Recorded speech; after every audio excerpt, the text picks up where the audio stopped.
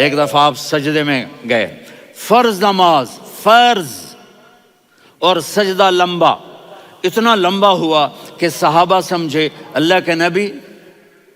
فوت ہو گئے۔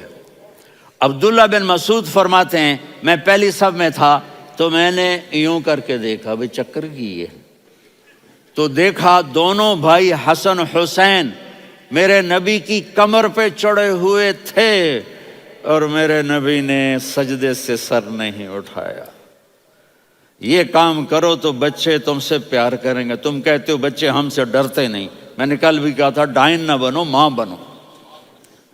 تھانے دار نہ بنو، باپ بنو۔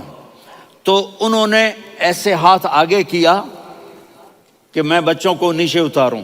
تو مجھے دیکھنا، آپ نے یہاں سے ایسے سجدہ ہوتا ہے نا، تو آپ نے ادھر یا ادھر سے دیکھا کہ ایک ہاتھ آگے آ رہا ہے میرے بچوں کو اتارنے کے لیے، تو آپ نے سجدے میں یوں کیا، یہ دیکھ رہے ہو، وہ پیچھے ہٹ گئے۔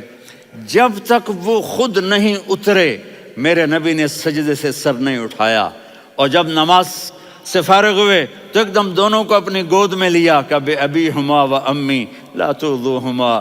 میری جان قربان ہو ان دونوں پر، یہ میرے جگر کے ٹکڑے ہیں، انہیں دکھ نہ پہنچانا۔ کیا آپ دیکھ رہے تھے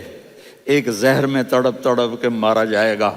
اور ایک کا سر کاٹ کے نیزے پہ چڑھایا جائے گا۔ آپ کو اولاد کی محبت، نبی